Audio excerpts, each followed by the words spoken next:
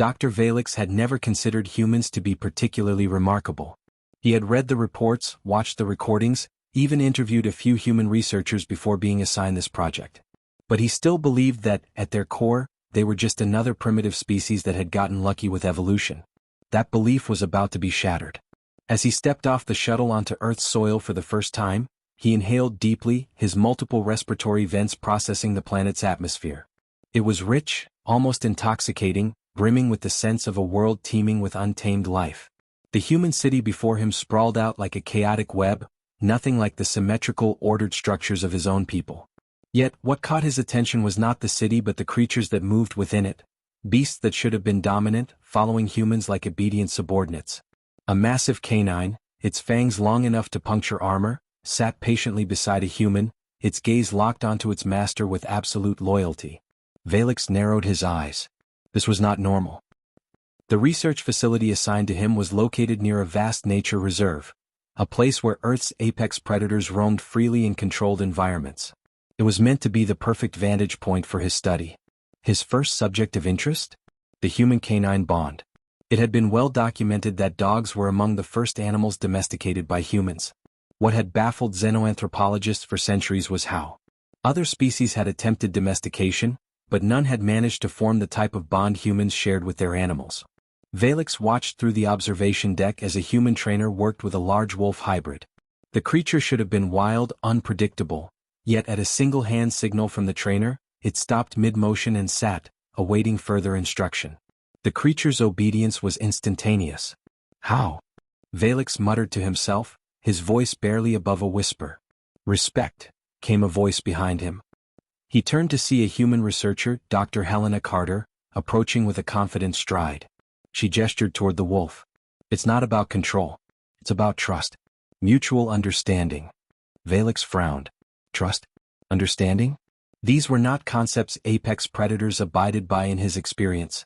On his homeworld, dominant species ruled through fear and power, not cooperative agreements. He turned back to the training area. The trainer gave a second command, and the wolf immediately lay down, perfectly at ease. Veylix's skin darkened in perplexity. This was just the beginning of his confusion. A few days later, Veylix witnessed something even more impossible. A research facility specializing in large carnivores had allowed him to observe a lion, one of Earth's most powerful predators. He had expected the creature to be caged, restless, pacing aggressively. Instead, he watched as a zookeeper, a mere human, stepped into the enclosure with nothing but a calm expression. The lion's golden eyes locked onto the approaching figure. A predator meeting a challenger. Veylix tensed. This would surely end in disaster. His species had studied similar scenarios before. On other worlds, when lesser beings attempted to exert dominance over true apex predators, they were swiftly and violently corrected. But what happened next defied all logic. The lion's muscles, tense with potential violence, slowly relaxed. The zookeeper, Thomas Grayson, didn't raise a weapon, didn't emit any kind of pheromone or signal. He simply stood his ground, unafraid. And the lion, the apex predator of its domain, lowered its head. Veylix's breath caught in his throat. This was not submission through force. This was not fear. This was acknowledgement. That night, Veylix pored over every scientific record he could find. There had to be a rational explanation. Perhaps Earth's animals had some genetic defect that made them more docile toward humans. Perhaps there was an unseen hormonal reaction, a pheromone effect he had yet to analyze. Yet every test disproved those theories. The lions, the wolves, even the massive bears that should have been untamable, they all reacted differently to humans than they did to any other species. Even alien researchers who had spent years trying to replicate human-animal bonds found themselves ignored or treated as irrelevant. He pulled up historical footage of military canines working alongside human soldiers. The loyalty, the discipline, the willingness to risk their lives, it was unthinkable. These creatures were not just domesticated, they were allied. Something deeper was at play here. And Veylix needed to find out what it was. Determined to uncover the truth, Veylix proposed a direct test. He would attempt to bond with an Earth predator in the same way a human did. A controlled environment was set up with a large falcon, a bird of prey known for its keen instincts and sharp reflexes. A human falconer demonstrated first. The bird responded to subtle gestures, landing gracefully on the human's gloved arm and awaiting further direction. Then it was Veylix's turn. He followed every instruction, mimicked every motion. The falcon ignored him completely. Not just hesitation. Total disregard. When the human took over again, the falcon immediately snapped to attention, responding with perfect obedience. Veylix exhaled slowly, his mind racing. This was not training. This was not pheromones. This was something intrinsic to humanity itself. Veylix's research shifted in focus. He no longer sought to understand how humans controlled predators, but why only they could do it. The answer began to terrify him. Records from across the galaxy suggested that whenever humans encountered a new predator, be it terrestrial or extraterrestrial, the same thing happened. The creatures that should have seen them as prey hesitated, re-evaluated, and in many cases accepted them as leaders. And if that was true, what would happen if humans encountered a predator even more dominant than themselves? Dr. Veylix stood frozen, his 3 hearts pounding inside his chest. The sight before him defied every law of nature he had come to understand. The massive golden beast, easily 300 kilograms of raw muscle and predatory instinct, should have attacked. It should have fought for dominance or at least regarded the human as a potential threat. Yet, the great lion simply lowered its massive head, almost reverently, as the zookeeper reached out and ran a hand through its thick mane. It wasn't submission through fear. There was no tension in the animal's posture, no flinching, no wariness. It was trust. And trust, in Veylix's mind, was a far more terrifying force than fear. The scene replayed in his mind like a corrupted data loop as he staggered backward, barely remembering to breathe. He had studied apex predator species across a dozen worlds. On his own home planet, nothing this dangerous ever showed deference without violent coercion. But here, humans had achieved the impossible. And it was only the beginning. "I need to understand this," Veylix muttered, still gripping his recorder as he followed the human zookeeper away from the lion's enclosure. His translator implant worked to keep up with his racing thoughts. This isn't natural." The zookeeper, a grizzled older man named Thomas Grayson, gave him a bemused smile. "Natural? I don't know, Document. I'd say it's the most natural thing in the world. Apex predators do not submit voluntarily." Veylix pressed. "They challenge. They dominate. They kill." Grayson shrugged. "You're thinking about it the wrong way. The lion's not submitting. He's trusting." Veylix narrowed his eyes. "Explain." "We don't break them if that's what you're thinking," Grayson said, leaning on the railing of the walkway above the enclosure. "We don't force them to obey. We don't starve them into compliance or beat them into submission. That's not how we do things." Veylix had heard similar statements from human researchers before, but he had dismissed them as romanticized nonsense. Now, watching a literal lion behave like a calm companion, he was no longer sure. "Then how do you do it?" Veylix demanded. Grayson smirked. "By making them want to follow us." That answer haunted Veylix. That night, back in his rented research facility, he pored through every piece of recorded data he had gathered so far. His tentacle-like digits flicked through holographic files, dissecting footage of everything from domesticated dogs to trained falcons to massive elephants responding to human commands. None of it made sense. None of it followed the evolutionary logic he had studied for years. If submission was not enforced, then why did these creatures listen? The next morning, he contacted a university specializing in animal behavior and arranged a direct experiment. 2 days later, Veylix found himself standing outside an enclosed, heavily monitored research facility. The walls were lined with cameras, reinforced steel doors, and containment fields. Inside, a pack of massive, gray-furred beasts padded across the artificial terrain. Wolves, real wolves. Not the selectively bred dogs humans called pets, but true, untamed predators. Dr. Elizabeth Carter, an expert in predator psychology, stood beside him, arms crossed. "We're going to run a simple test," she said. "You go in and you try to establish dominance with the wolves." Veylix felt his skin darken with nervous energy. "That's unwise." Carter smirked. "You wanted to understand, right? This is the best way. We've made sure the wolves are well-fed and not feeling particularly aggressive. Just stand your ground and see if you can get them to acknowledge you." Veylix swallowed hard. His species evolved from prey animals, and every instinct in his body screamed at him that this was a terrible idea. But he stepped forward into the enclosure anyway. The moment he entered, the air changed. The largest of the wolves, a broad-shouldered alpha male, lifted his head and locked eyes with him. A cold, primal fear gripped Veylix's chest. He knew in that instant that if the animal chose to strike, he would not survive. He tried to move with confidence, recalling the dominance rituals of his people. He raised his arms, squared his shoulders, and emitted a firm, commanding vocalization, the closest his species had to an assertive stance. Nothing happened. The wolf yawned. Then lazily it turned its head and ignored him. Veylix blinked, stunned.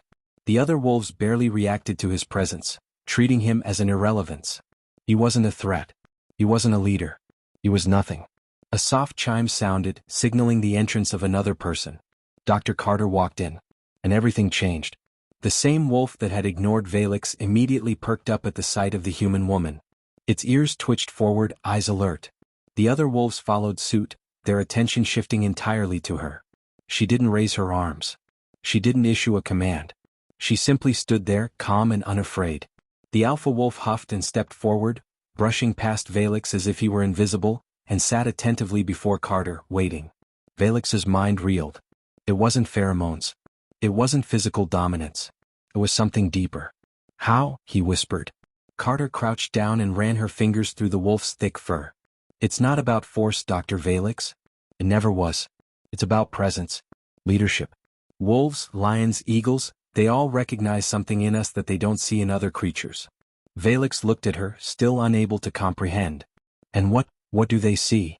Carter smiled faintly, still stroking the wolf. The same thing you're starting to see now, Doctor. Veylix swallowed, glancing at the massive predator now sitting obediently at her feet. For the first time he realized he wasn't studying humans anymore. He was learning why predators followed them. And the answer was more terrifying than he had ever imagined. Cliffhanger for Chapter 3.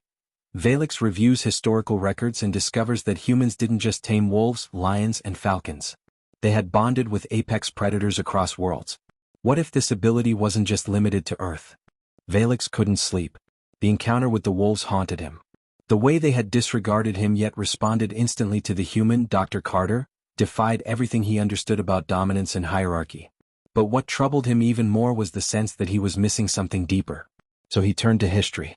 Pulling from galactic records, he searched for any previous instances of humans interacting with apex predators, not just on Earth but across other planets as well. What he found sent a chill through his veins. There were records. Dozens of them. Ancient civilizations, both human and non-human, had documented cases where humans had encountered terrifying creatures, beasts that should have torn them apart. And yet, again and again the outcome was the same. The creatures submitted.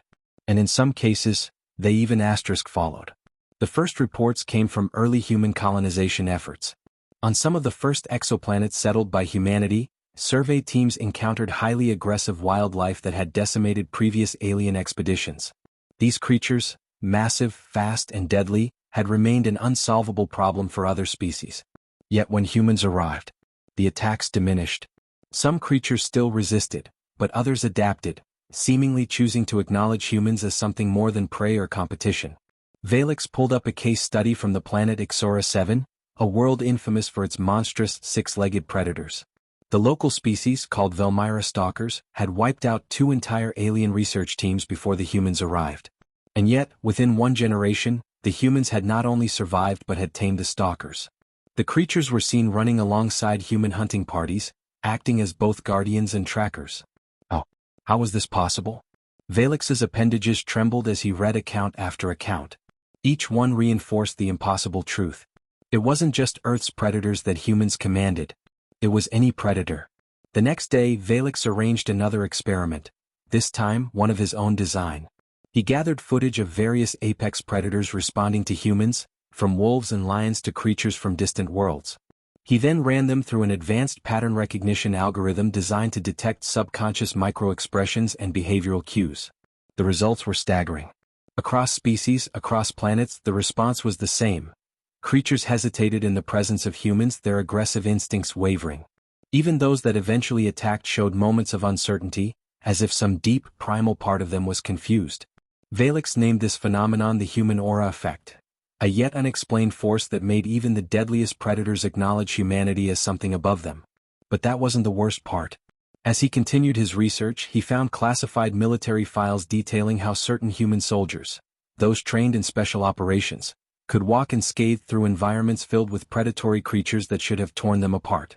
There was even one report of a single human soldier standing off against an enraged alien war beast, and the beast had backed down first. Veylix stared at the data, his stomach twisting.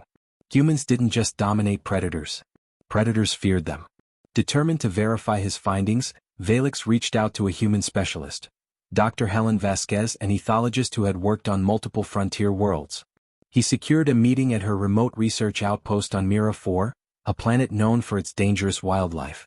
When he arrived, the first thing he noticed was the silence. He had read the reports. Mira 4 was teeming with large, aggressive predators. Yet as he walked through the dense jungle toward the human compound, the only sounds were his own footsteps. It was unnatural. And then he saw them. A dozen large creatures, bipedal, razor-fanged, built like living tanks, were watching him from the undergrowth. But they weren't moving. They were waiting. Veylix's skin darkened in fear, his breath hitching. Then the door to the compound opened, and Dr. Vasquez stepped outside. The effect was instant. The creatures immediately averted their eyes. One of them, a towering beast nearly twice her size, took a step back. She smirked at Veylix. "You see it now, don't you?" she said. "Why they don't challenge us?" Veylix could barely whisper. "Why?" Dr. Vasquez knelt and extended her hand toward the nearest predator. Hesitantly, it moved forward, slow, cautious, and pressed its snout against her palm. She looked up at him, eyes gleaming. "Because they know what we are." Dr. Veylix had spent the last 3 nights replaying the same recordings over and over again, his mind unable to reconcile what he was seeing. His study of humans had turned into something far more profound and unsettling. His latest findings disturbed him so much that he was afraid to submit his preliminary report to the Galactic Science Council. Because if he did, it would change everything. The footage before him wasn't just from Earth. He had pulled historical and modern reports from multiple planets where humans had colonized or interacted with local apex predators. And the pattern was always the same. The creatures, no matter the planet, no matter the species, hesitated before attacking a human. Some never attacked at all. Others, over time, even became loyal. This wasn't just about Earth's wolves, lions, or falcons. It was something universal to humanity's presence. And now he had to prove it. Determined to understand this anomaly, Veylix orchestrated an experiment unlike any before it. He had reached out to an undisclosed military research facility, where human operatives had already been working with dangerous extraterrestrial creatures. The species in question was a predator from the death world Xorvath Prime, known as the Shadow Maw, a reptilian nightmare that hunted using echolocation and ambush tactics.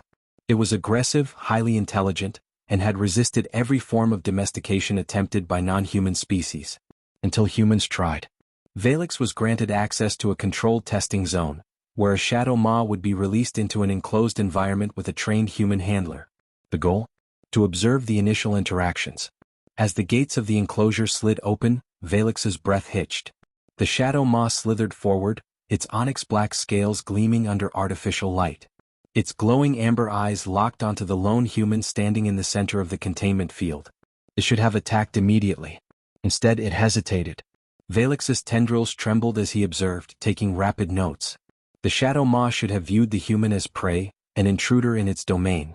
But it didn't charge. It circled warily, analyzing. Then the human took a single step forward. The predator flinched. Veylix barely stifled a gasp.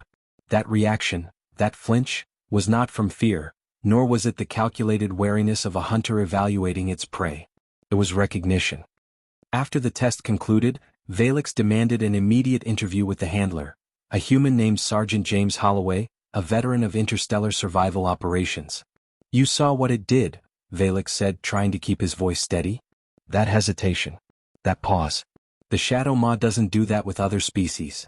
Holloway smirked, leaning back against the metal chair. "Of course it doesn't." Veylix frowned.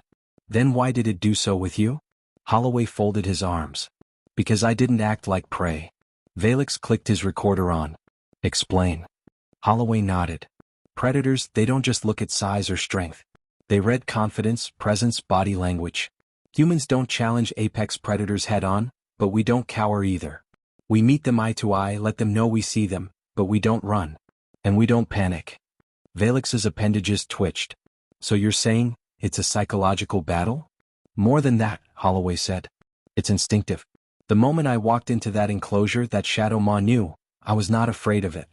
That changes the game." Veylix's mind raced. Fear, or the lack of it, was the key. Apex predators across countless planets recognized something in humans that other species lacked: a refusal to break. Veylix went deeper into human history. The more he studied, the more he realized that humans didn't just survive encounters with dangerous creatures, they thrived in them. The early days of Earth's exploration saw humans navigating jungles filled with tigers, hunting alongside wolves, even swimming with creatures as massive as whales. Their instinct wasn't just to avoid danger, it was to confront and understand it. The most terrifying case was an incident recorded on the human colony Omega-6, where a feral species known as the Dusk Reapers had wiped out an entire alien outpost in less than 2 weeks. When humans arrived, they didn't just repel the creatures. They tamed them. Omega-6's security forces now use trained Dusk Reapers for patrol duties. That should have been impossible. And yet it had happened. Veylix slumped in his chair, overwhelmed. Humans weren't just dominant. They were impossible to dominate. Veylix had to see it for himself. He needed to experience what it was like to stand against a predator the way a human did. He requested a final test. A controlled encounter. Himself, unarmed, in a secure observation cage while a trained human handler stood beside him. The predator of choice? A captured bloodfang raptor, a towering reptilian beast native to the death world Varka, infamous for hunting in coordinated packs. As the heavy doors opened and the bloodfang stalked into the arena, Veylix felt a deep, primal terror grip his soul. The creature's eyes locked onto him, assessing. It moved toward him, not hesitantly but with full predatory confidence. Veylix's legs trembled. Then the human handler took a single step forward. Instantly, the bloodfang raptor stopped. It sniffed the air. Its gaze flickered between Veylix and the human. Then, slowly, it backed away. Veylix collapsed against the cold metal wall, his entire body shaking. The human turned to him, expression unreadable. "Now do you see?" Veylix forced himself to speak. "They don't challenge you." "No," the human said quietly. "Because they recognize what we are." Veylix swallowed hard. "And what are you?" The handler's gaze didn't waver. "Predators who learn to lead." Dr. Veylix could not shake the sensation that he had glimpsed something beyond his comprehension. The human handler's words echoed in his mind. Predators who learn to lead. He had studied species across the known galaxy. He had seen apex predators that ruled their ecosystems with an iron grip, creatures that no other life dared to challenge. But now he had a new question, one that terrified him more than anything he had previously considered. What happens when humans meet a predator even greater than themselves?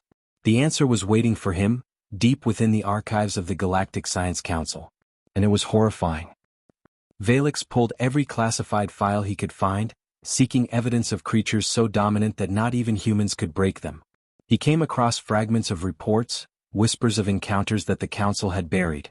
The most chilling report was from the Xorvath incident. Xorvath Prime had been an unclaimed world, deemed too dangerous for colonization. Its apex predator, known only as the Vrake, was something beyond classification. It was fast. It was intelligent. And it did not hesitate when it encountered humans. Unlike Earth's predators, unlike the creatures of Miraphor or Varka, the Vrake did not recognize human dominance. It did not pause. It did not flinch. It attacked. And it won. Veylix found old mission logs from the first human exploration teams that had landed on Xorvath Prime. The logs described an environment hostile beyond anything humanity had encountered. The first few teams behaved as they always did. They moved in calculated formations, they scouted the terrain, they tested the behavior of the local wildlife. And then the Vrake arrived. The creatures were unlike anything seen before. Perfect hunters, evolved beyond any predator humanity had encountered. They did not wait. They did not assess. They did not recognize humanity's usual cues of dominance and presence. Instead, they simply hunted. The first expedition was wiped out in hours. The second was better prepared. It didn't matter. The Vrake anticipated tactics, adapted faster than humans could adjust. They were pack hunters, but unlike wolves, they had no alpha hierarchy. There was no leader to defeat, no instinct of submission to exploit. They simply worked together with one goal: eradication. For the first time in recorded history, humans had met a predator they could not break. Veylix's tendrils twitched as he read through the final mission log. The humans had retreated, abandoning Xorvath Prime. But the final pages hinted at something that sent a chill through him. Humans had not accepted defeat. The last expedition commander had written one final note. "We weren't ready. But we will be." And then, nothing. The report stopped. No further records of human contact with Xorvath Prime existed, which meant either humanity had abandoned the world forever, or they had returned, and what happened next was deemed too dangerous for public knowledge. Veylix had to know the truth. He sent a priority request to the Galactic Council's restricted archives, using his highest clearance. Hours later, a single encrypted file arrived in his data feed. It contained one video. Veylix opened it. The footage was grainy, recorded from a human helmet cam. It showed a dense jungle, but this time the humans were not moving with their usual caution. They were hunting. Veylix watched as the camera panned over a clearing, where a Vrake carcass lay, its throat slashed open. Then a voice, human steady. "They're not invincible." Another voice responded. "No. But they think they are." The camera turned to reveal a group of heavily armed humans, clad not in standard exploration gear but something more. Their armor was layered, reinforced, their weapons bristling with modifications. They were different. Veylix's breath hitched as he realized what he was looking at. This wasn't a research team. This was a human hunting party. And they weren't running from the Vrake anymore. They were tracking them. The footage continued. The humans had adapted, not by forcing submission but by becoming something even deadlier. They studied the Vrake, learned their hunting patterns, their weaknesses, their behaviors. They abandoned their usual tactics and became the kind of predators the Vrake had never encountered before. Veylix watched as the hunting party moved through the jungle like shadows, their presence deliberate, fearless. They were no longer challenging dominance. They were removing threats. And then the final shot.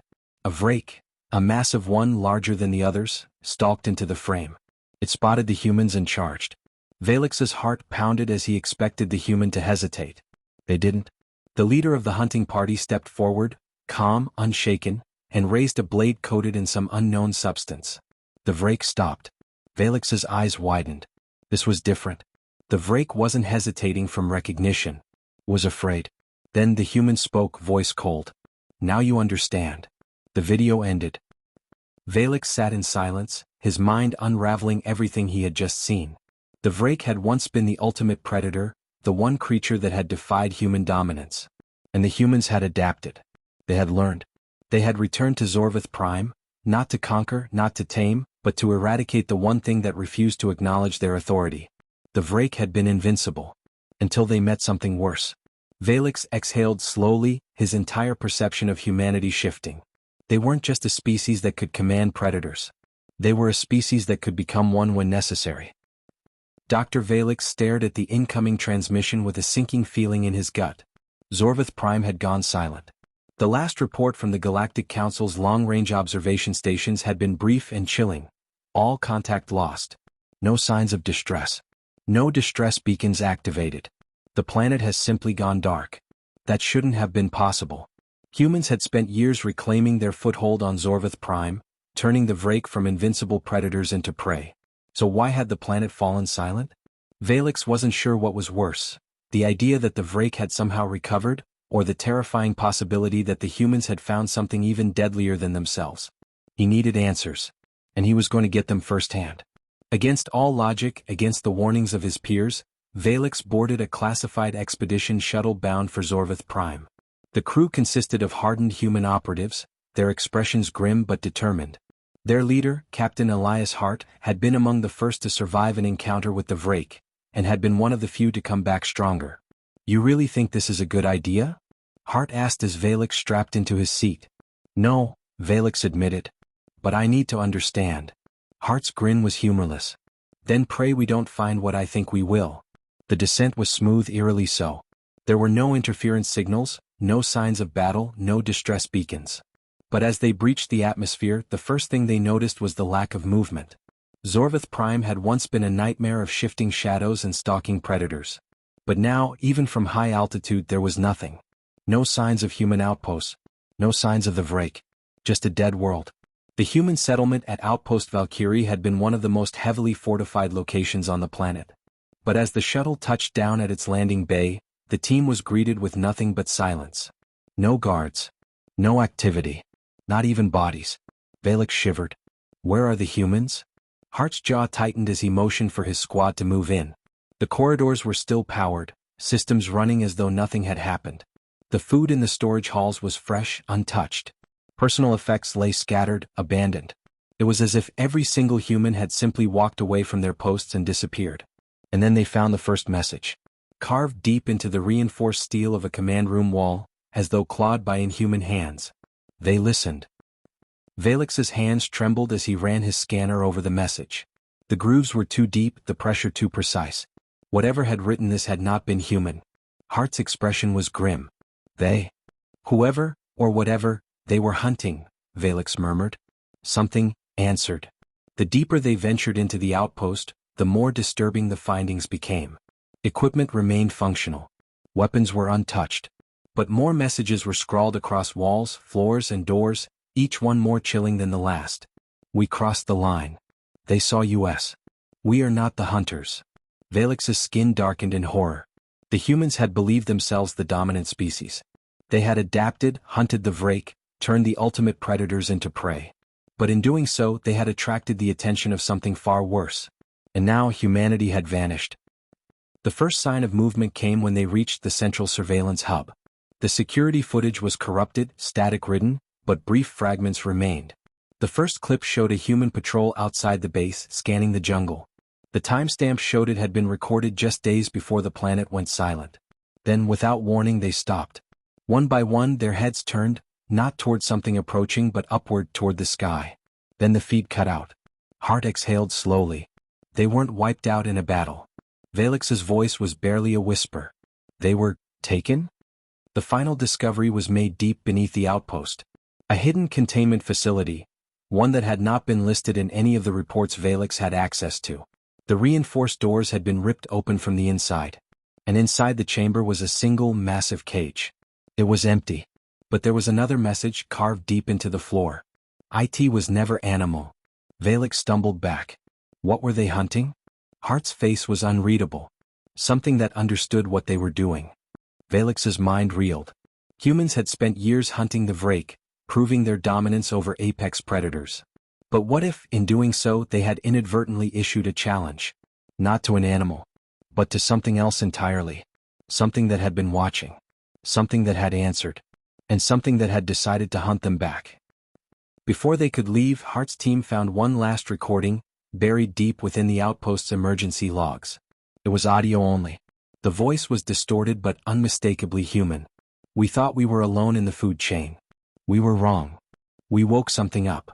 And now we are the prey. Transmission ends. Epilogue, the warning to the stars. As their shuttle lifted off from Xorvath Prime, Veylix stared out at the lifeless landscape below, his mind drowning in the implications. Humans had thought themselves the apex species. But the universe was vast. And there was always something bigger. He turned to Hart. What now? Hart's expression was grim. We prepare. Veylix's tendrils twitched. For what? Hart looked out the viewport, his voice a whisper. For the day they come for us next. That. Or just the beginning?